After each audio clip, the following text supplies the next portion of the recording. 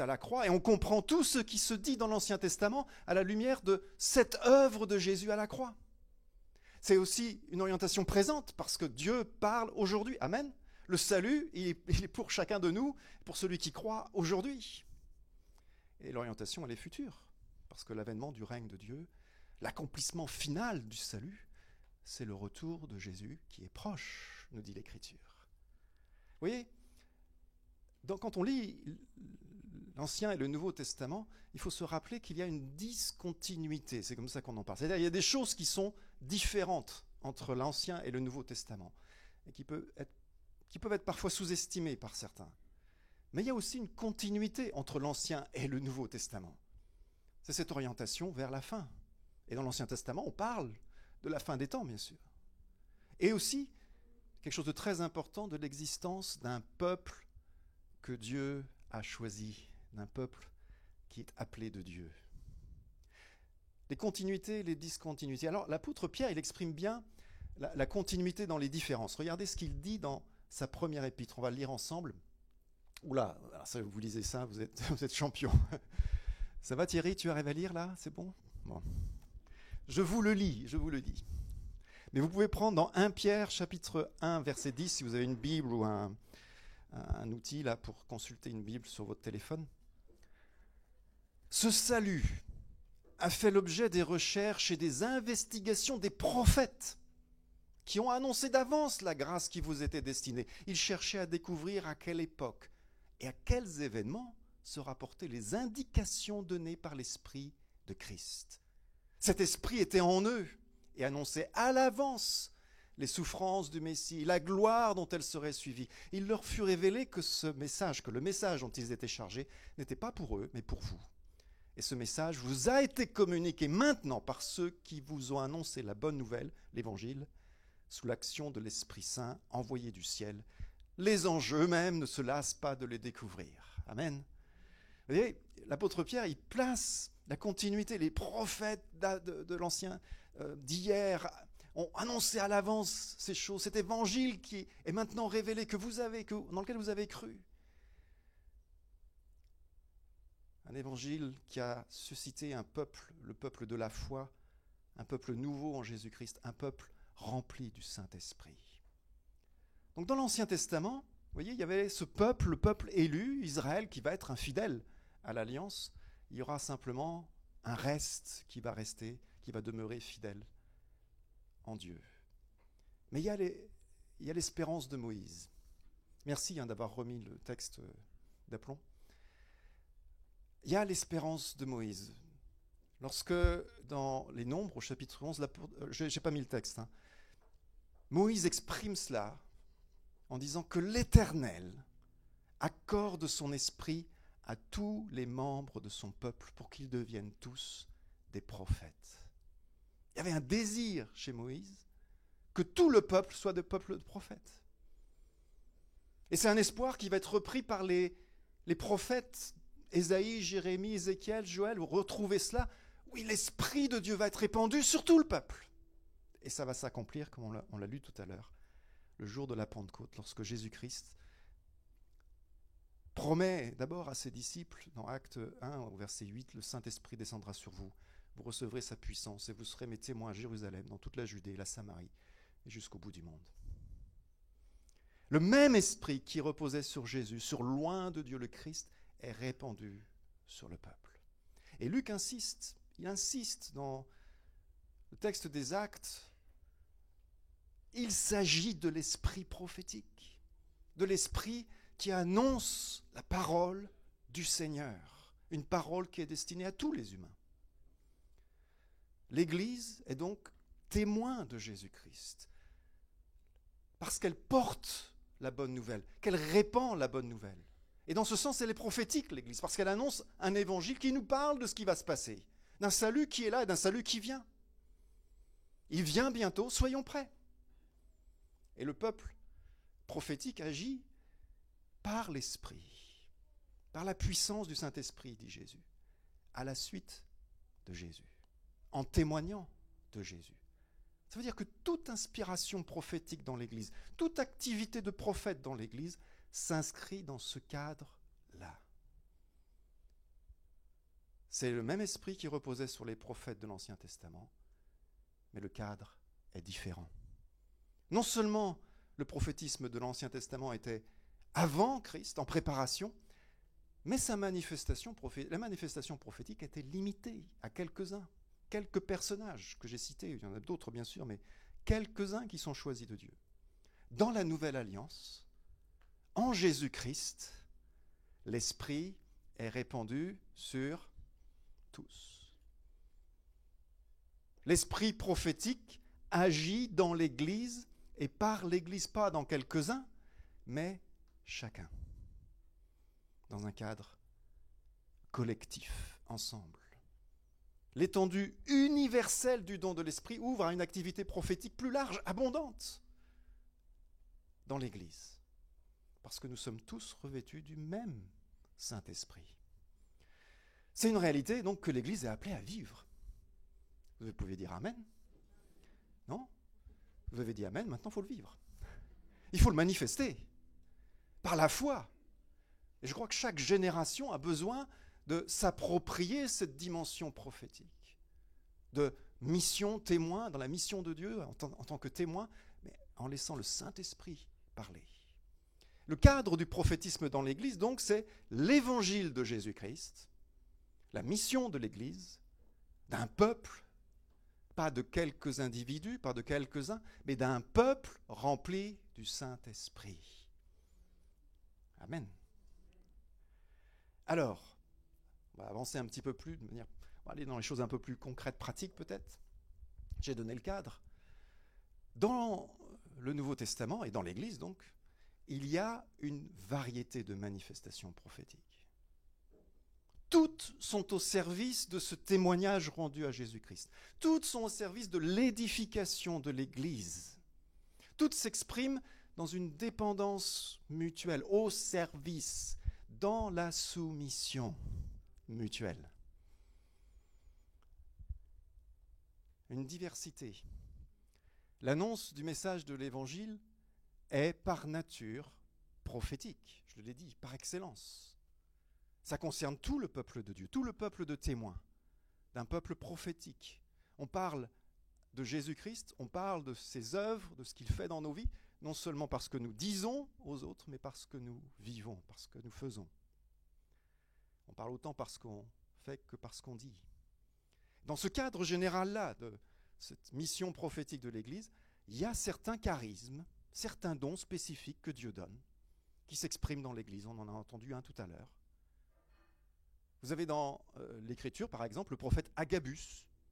Vous avez lu dans les Actes des Apôtres, ce prophète qui se lève et qui annonce une famine qui va venir. Et l'Église doit se préparer à la famine qui va venir.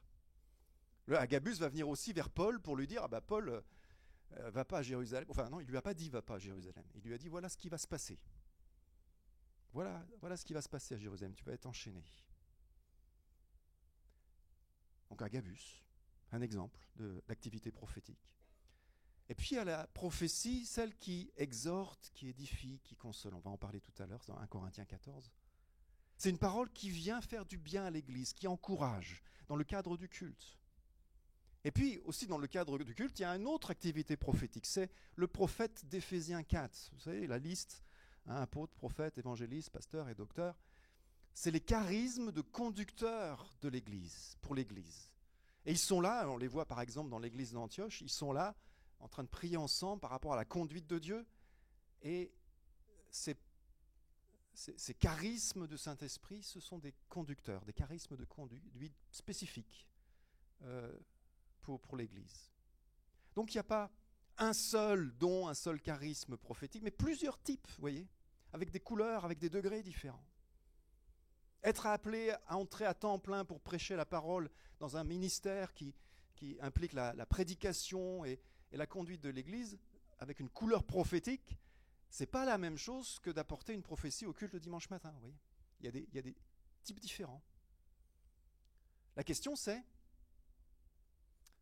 est-ce qu'il y a une autorité spécifique de la prophétie et du prophète dans l'Église? Je ne vous demande pas de répondre, c'est rhétorique la question. Je vais y répondre. Est-ce qu'il y a une autorité? quelqu'un qui parle de Dieu, de la part de Dieu. Vous voyez ?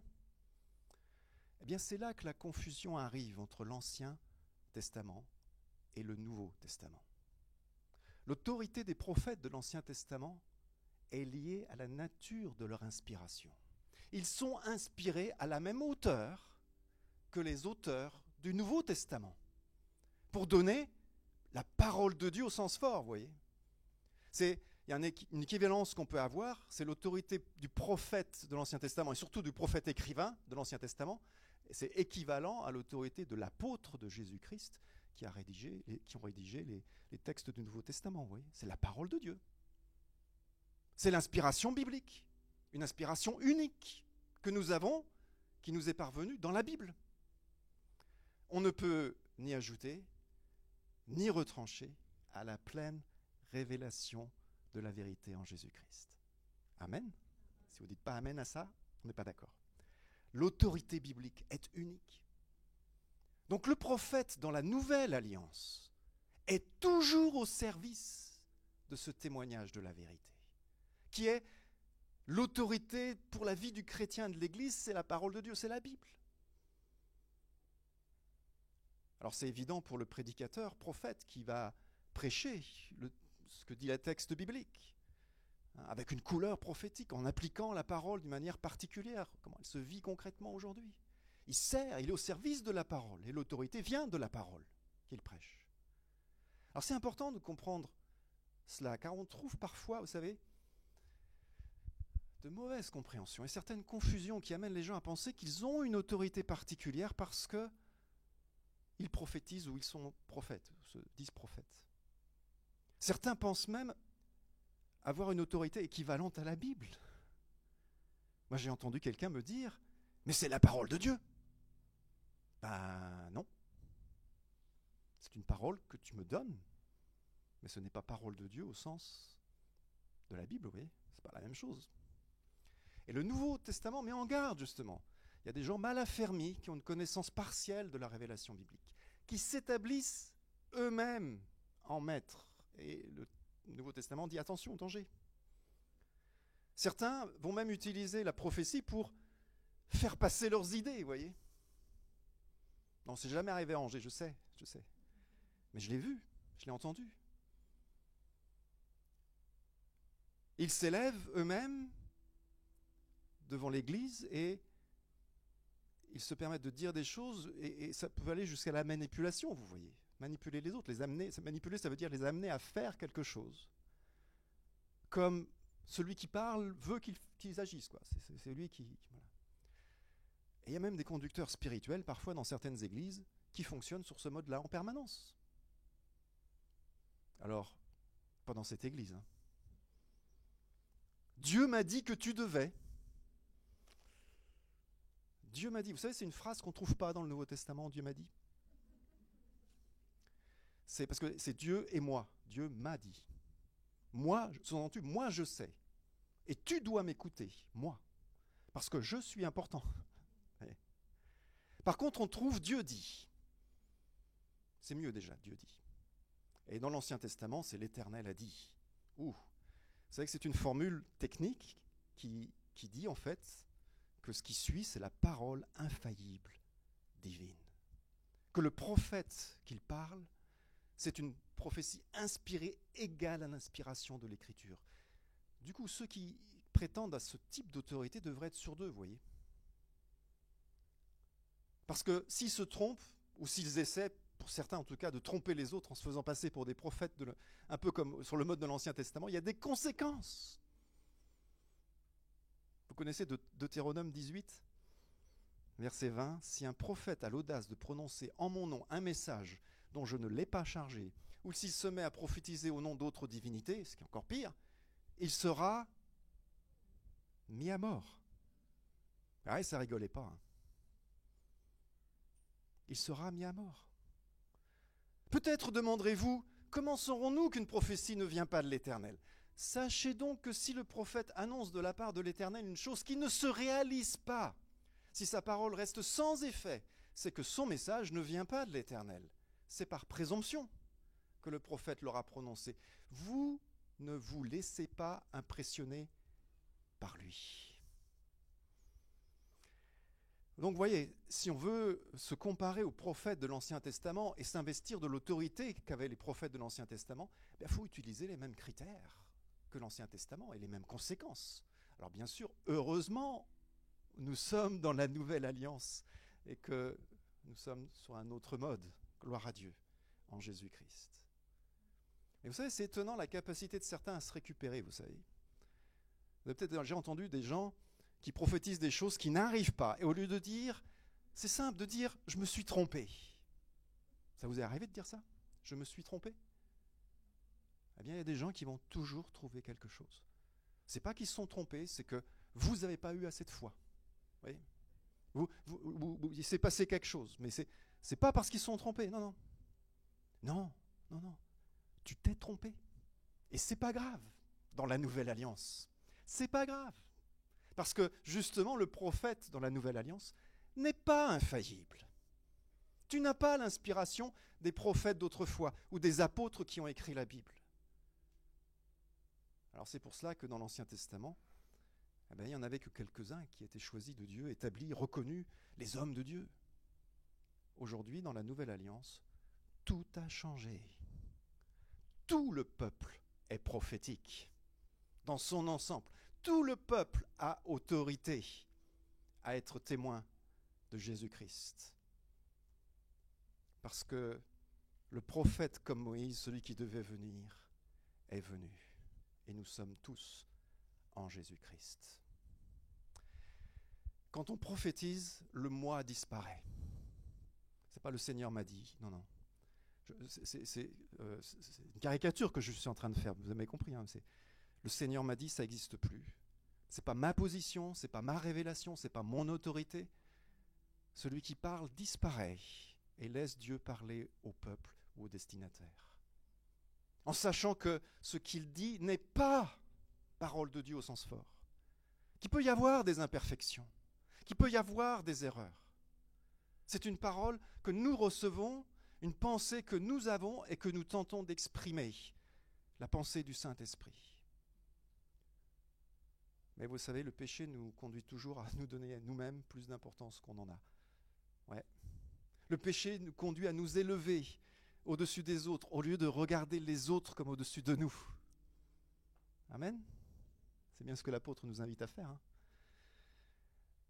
Et il arrive que certaines utilisent le prophétisme pour s'élever eux-mêmes, oui, pour entrer même en compétition avec les conducteurs spirituels. On a vu cela. On a vu des gens prophétiser et dire des choses terribles. Et en public, il faut corriger. Et puis ça recommence, il faut encore corriger. Oui. Parce que le problème, c'est l'autorité. Qui a autorité? Vous savez, c'est un jeu dangereux quand on commence à se dire qui a autorité dans l'Église. Parce que vous savez ce que nous dit l'Écriture? C'est Jésus qui a autorité. C'est Jésus qui a autorité. C'est lui le Seigneur. Nous sommes tous serviteurs. Là, parfois, il y a une mauvaise compréhension du prophétisme dans l'Église. Alors, c'est pas grave d'avoir une mauvaise compréhension, ça se corrige. Et c'est lié à une immaturité spirituelle. Mais il y a pire, frères et sœurs. C'est ce que Jésus appelle les faux prophètes. Les faux prophètes. Il y en avait dans l'Ancien Testament. Et il y en a aussi dans l'histoire de l'Église. Des fausses doctrines qui sont entrées dans l'Église avec, par exemple, des sectes qui ont émergé, comme les Mormons. Et Jésus met en garde. J'ai mis le texte, si tu veux le mettre, s'il te plaît. Dans Matthieu, au chapitre 7, « Gardez-vous des faux prophètes. Lorsqu'ils vous abordent, ils se donnent l'apparence d'agneaux, mais en réalité, ce sont des loups féroces. » Alors, il n'y en a pas ici. On est d'accord. Je ne suis pas en train de... pas du tout. Il n'y en a pas ici. Mais il y en a autour de nous, dans ce monde. Ils se donnent l'apparence d'agneaux, mais en réalité, ce sont des loups féroces. Vous les reconnaîtrez à leurs fruits. Est-ce qu'on cueille des raisins sur des buissons d'épines ou des figues sur des ronces? Vous voyez, c'est des gens, en apparence, ça va bien. Ils ont le langage, ils ont, j'allais dire la prédication, parce que des fois, c'est des gens qui prêchent l'évangile. qui ont un langage évangélique avec des belles promesses, de grandes déclarations, des talents d'orateur. On prophétise toutes sortes de choses grandioses sur tous les gens qui viennent pour faire plaisir à tout le monde, mais c'est de la dissimulation. On prétend quelque chose que l'on n'est pas, c'est ça que dit Jésus, pour y trouver un gain. Et souvent, c'est de l'argent, des loups qui dévorent. Mais on peut les reconnaître, dit Jésus. On les reconnaît comment ? À leurs fruits, leur comportement, leur attitude, le caractère. Le caractère. Est-ce que leur caractère, c'est le caractère de Christ ? La douceur, l'humilité, l'amour, la paix, la patience, la bonté, la bienveillance.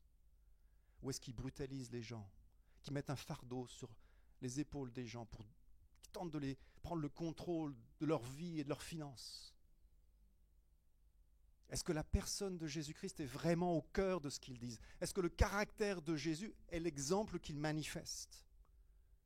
Vous voyez, cet avertissement, ça implique d'avoir une certaine réserve, la réserve de l'enfant de Dieu prudent, face à tous ceux qui se présentent et qui se prétendent prophètes. Écoutez ce qu'ils disent, mais aussi regardez leur vie, observez leur vie. Donc le chrétien doit être prudent. Ça va ? C'est l'avertissement de l'Écriture. Examinez toutes choses. Aucun prophète aujourd'hui n'a l'autorité des apôtres de Jésus-Christ qui ont écrit le Nouveau Testament. C'est très clair lorsque l'apôtre le dit en 1 Corinthiens 14, si tu veux passer au verset 37. Si quelqu'un estime être prophète ou pense bénéficier d'une manifestation spirituelle, il doit reconnaître dans ce que je vous écris un commandement du Seigneur. C'est l'apôtre qui parle. Si quelqu'un refuse de reconnaître cela, c'est la preuve qu'il n'a pas lui-même reconnu, n'a pas été lui-même reconnu par Dieu. Vous voyez, là, il n'y a pas d'équivalence avec l'apôtre. C'est la parole de Dieu, là. Vous tous, vous avez reçu, nous tous, nous avons reçu cette parole de Dieu. Et c'est elle qui a autorité dans notre vie. Ce n'est pas tel ou tel prophète. Tous nous avons reçu le même esprit de ceux qui sont peut-être, qui ont reçu des charismes, dont celui de prophète. On l'a vu, on vient de le dire, le faux prophète doit être discerné pour s'en éloigner. Mais ce n'est pas le prophétisme dans l'Église. C'est celui-là qui nous intéresse maintenant. Les manifestations prophétiques dans l'Église, dans leur diversité, sont toutes au service du témoignage de Jésus-Christ, sont toutes au service de l'édification de l'Église, s'expriment tous dans la dépendance mutuelle, dans la soumission aux autres. J'exprime le don que je reçois dans la soumission aux autres. Ça, c'est l'Évangile. Soumettre la prophétie. C'est ce que Paul enseigne en 1 Corinthiens 14. Vous savez, Paul, il corrige tous les excès des Corinthiens, notamment vous savez, dans l'expression excessive des paroles en langue dans le culte. La prière en langue, dit Paul, doit rester discrète parce qu'il faut que tout se passe dans l'ordre et que tout ce qui est dit et entendu puisse édifier les uns et les autres, chacun. Et il insiste sur l'importance de ce qui édifie dans le culte. Et il continue, au verset 26, on peut regarder ensemble, avec la diversité des manifestations spirituelles dans le culte. Comment donc agir, frères et sœurs ? Lorsque vous vous réunissez, l'un chantera un cantique, l'autre aura une parole d'enseignement. Jusque-là, ça va, on a tout bon. Un autre, une révélation, il y en a eu aussi. Celui-ci s'exprimera dans une langue inconnue. Celui-là en donnera l'interprétation. Donc les paroles en langue doivent être interprétées pour que tout le monde comprenne. Que tout cela serve à faire grandir l'Église dans la foi. Si l'on parle dans des langues inconnues, que deux le fassent, et tout au plus 3, et l'un après l'autre, et qu'il y ait quelqu'un pour traduire. S'il n'y a pas d'interprète, qu'on se taise plutôt que de parler dans une langue inconnue dans l'assemblée, et qu'on se contente de parler à soi-même et à Dieu. Ça va jusque-là, les manifestations spirituelles dans l'Église, on les connaît, on les vit, et on veut en vivre plus. La suite, verset 29. Quant à ceux qui prophétisent, si tu passes, voilà. Quant à ceux qui prophétisent, on y vient, que 2 ou 3 prennent la parole et que les autres jugent ce qu'ils disent. Si l'un des assistants reçoit une révélation pendant qu'un autre parle, celui qui a la parole doit se taire. Ainsi, vous pouvez tous prophétiser à tour de rôle, afin que tous soient instruits et stimulés dans leur foi. Car les prophètes restent maîtres d'eux-mêmes. Dieu, en effet, n'est pas un Dieu de désordre, mais de paix. Alors, bien sûr, l'apôtre Paul, il parle et il corrige des excès des Corinthiens. Il limite de manière assez radicale les expressions prophétiques à 2 ou 3 à cause des excès des Corinthiens. Mais ce qui est intéressant, et vous imaginez la scène, il y en a un qui a une parole et qui est en train de parler, un autre se lève ou commence à parler, le premier doit se taire. Ça devait y aller dans l'église de Corinthe. On ne parle pas tous en même temps. Dieu est un Dieu d'ordre. Ce qui est dit doit être audible, compréhensible, pour être reçu par ceux qui ont besoin d'entendre. Mais ça veut dire aussi que le premier qui parlait et qui doit se taire, comment il le prend, lui? Vous voyez? Ben, ça veut dire que la parole qu'il apporte, elle est relative. Elle est importante, mais pas si importante que ça. S'il ne peut même pas finir et que ce n'est pas grave. Vous voyez? Ça demande une humilité. On donne, on soumet à l'Église la parole. Et le texte dit, les autres jugent. C'est-à-dire l'Église dans son ensemble, collectivement, le peuple prophétique revêtu du Saint-Esprit est appelé à juger, pas celui qui parle. On ne juge pas celui qui parle, mais ce qui est dit. Et Paul donne une précision dans la première épître aux Thessaloniciens, au chapitre 5, je l'ai mis aussi, si tu peux le faire passer, merci. N'éteignez pas l'action de l'esprit, ne méprisez pas les prophéties. Au contraire, examinez toutes choses. Examiner les prophéties, en d'autres termes, c'est les valoriser, c'est leur donner l'importance qu'elles ont. Retenez ce qui est bon et gardez-vous de ce qui est mauvais, sous quelque forme que ce soit. Ça veut dire quoi? Paul dit ici, faites le tri. Comme chez vous, vous savez, vous avez la poubelle jaune, vous faites le tri. Eh bien, c'est pareil. On fait le tri. Parce que la prophétie, ce que nous disons dans nos prophéties, n'est pas parfait. Il y a de bonnes choses, justes, qui viennent du Saint-Esprit, et lorsque ça s'adresse à une personne en particulier, que ça parle à sa vie, à son cœur, ça fait mouche. Mais aussi des choses qui sont mal dites. Il y a des choses qui peuvent venir de l'être humain, qui sont peut-être pas mauvaises, mais qui viennent peut-être de l'homme plutôt que de l'esprit. La réception du message prophétique, c'est pas de la responsabilité de celui qui parle, mais de tous ceux qui écoutent, de tous les membres du peuple prophétique que nous sommes. Donc la question prophétie, autorité, dans l'Église, c'est pas du tout pertinent. La question n'est pas là.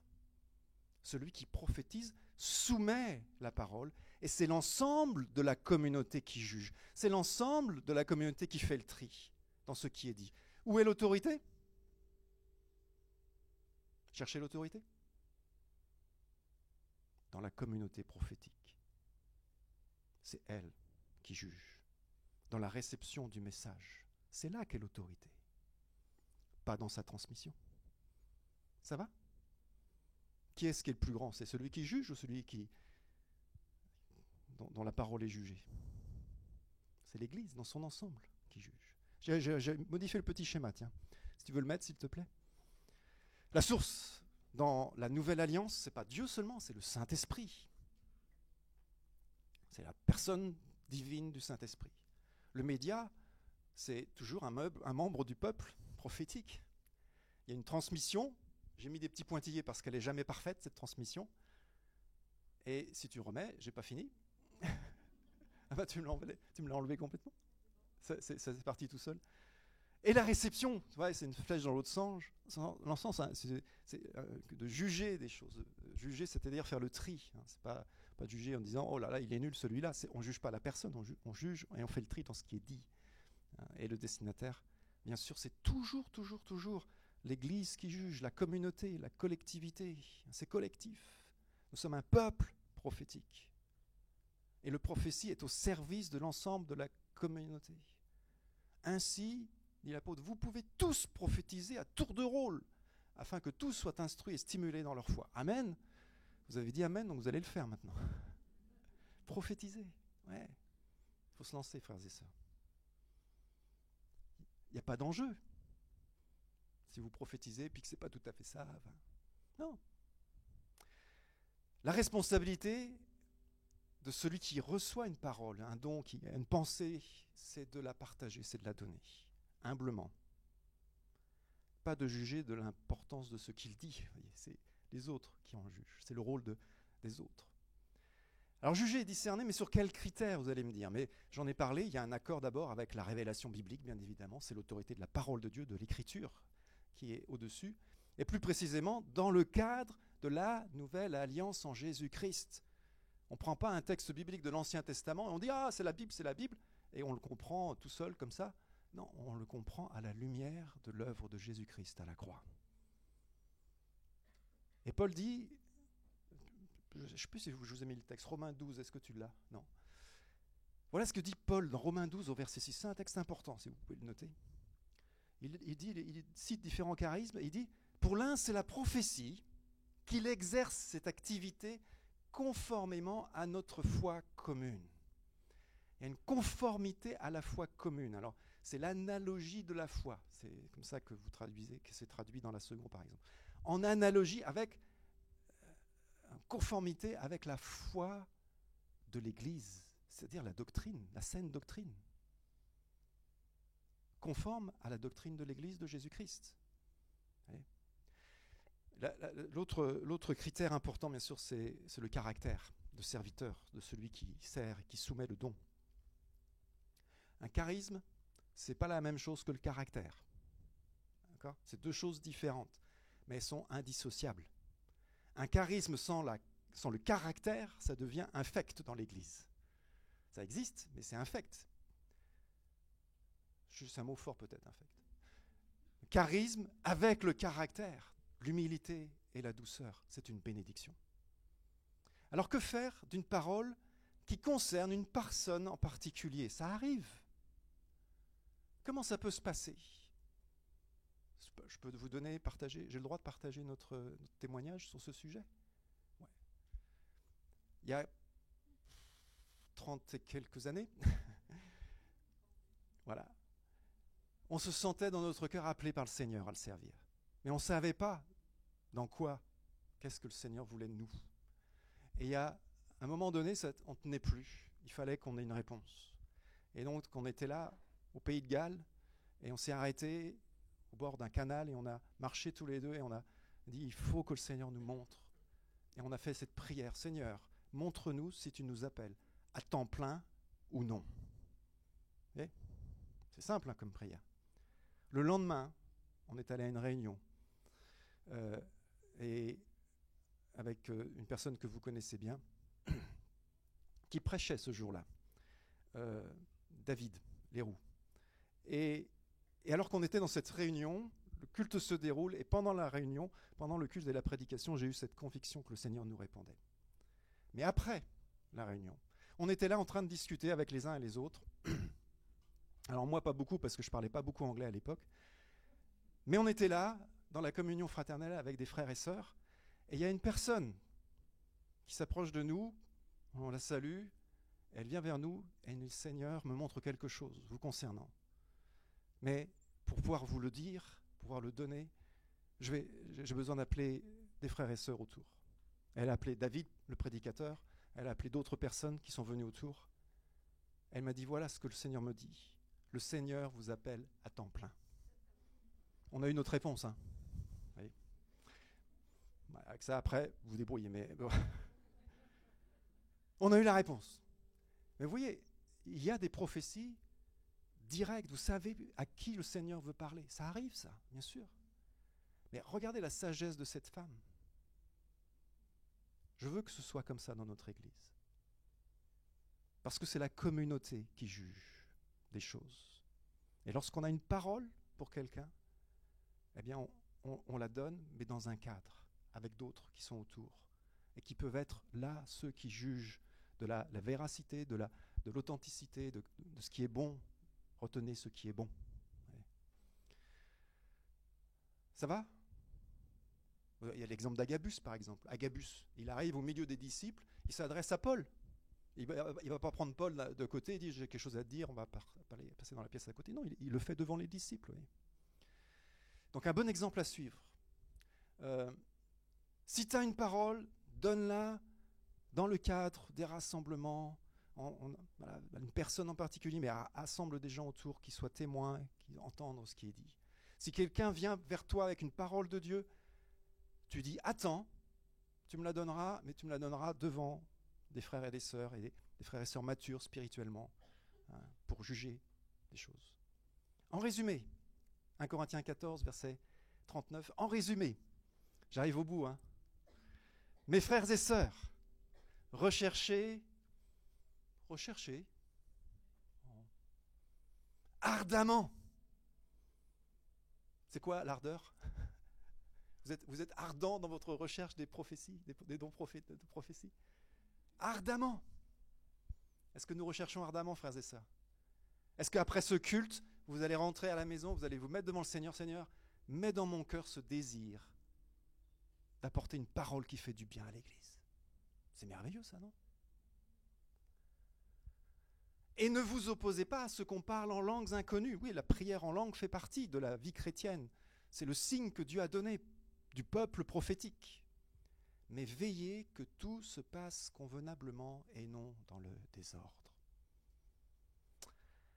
Il n'y a rien de plus inconfortable, de plus frustrant que d'entendre quelqu'un qui prophétise à l'autre bout de la salle. Alors là, ça va, on n'est pas dans une salle trop grande, mais Dieu voulant, si notre projet va jusqu'au bout, on aura une grande salle. Et que quelqu'un prophétise à l'autre bout et on n'entend rien. Ça vous est arrivé, non ? C'est frustrant, non ? C'est pour ça qu'on veut inviter ceux qui ont une parole prophétique, une parole à partager, de venir devant, de venir voir le conducteur spirituel, le conducteur du culte, pour qu'on leur tende un micro et qu'ils puissent partager dans l'ordre quelque chose qui édifie l'Église. Ça va ? Alors il se peut, quand on se lance, et j'espère que plein d'entre vous vont se lancer dans la prophétie aujourd'hui, quand on se lance, il se peut qu'il y ait des ajustements, vous voyez.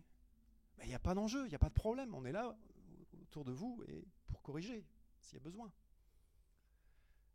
Mais la correction, elle vient toujours pour édifier, pour encourager, pour apprendre en tant que peuple de Dieu à écouter ensemble ce que Dieu dit aujourd'hui. Amen.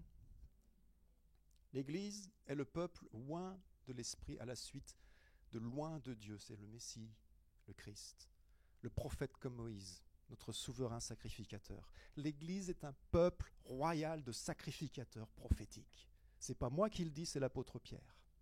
Tout ça. Tous revêtus du même esprit de Christ. Donc ne nous laissons pas impressionner par des prophètes ou des prophéties, mais chacun rechercher ardemment à prophétiser. Parce que c'est utile, parce que c'est bon pour édifier l'Église et parce que nous sommes un peuple prophétique. Dans le Nouveau Testament, je l'ai montré, j'ai essayé en tout cas de montrer qu'il y a un cadre clair, sécurisant pour l'exercice des dons prophétiques. Alors ne nous en privons pas à cause de quelques excès ou des imperfections. Vous pouvez tous prophétiser. Dieu parle. Dieu parle à une personne, Dieu parle à un individu, une église, mais aussi Dieu parle à l'église de Jésus-Christ, à l'échelle d'un pays. C'est pourquoi je vous ai parlé, et je vais continuer de vous en parler, d'une direction prophétique pour l'église. C'est un autre aspect de la prophétie. Que Dieu va intervenir dans ce pays. Il va se passer des choses, des temps de souffrance, de difficultés, où une multitude va chercher le secours de Dieu. Alors il faut préparer l'Église. Et la parole prophétique, c'est de préparer l'Église. Et c'est dans cette préparation que nous sommes engagés en tant qu'Église locale. Amen. Ça va? On y va? On prie ensemble? Seigneur, merci pour ta parole. On a voulu l'écouter humblement et, Seigneur, nous soumettre à ce que tu dis. Mais on veut le faire, Seigneur, avec joie, parce que toi, tu as prévu tant de grâce et de bénédictions que tu veux répandre sur ton Église. Seigneur, il y a tellement de choses que tu as en réserve. On veut, Seigneur, nous laisser émerveiller par tes plans, tes voies, par tes œuvres, par ce que tu fais. Et ce qui est encore plus merveilleux, c'est que tu veux passer par chacun de nous, Seigneur, pour bénir les autres. Alors s'il y a un domaine où nous pouvons le faire, c'est dans la prière. Mais parfois aussi, Seigneur, lorsque tu nous donnes une parole, de ne pas la garder pour nous, mais de la donner humblement. Je te prie, Seigneur, pour cette assemblée, cette Église que nous formons. Donne-nous d'être ce peuple prophétique. Donne-nous de vivre cette dimension prophétique pleinement dans notre génération, afin que tu sois glorifié, afin que tu sois exalté. Oui, Seigneur, conduis-nous dans le nom de Jésus. Amen.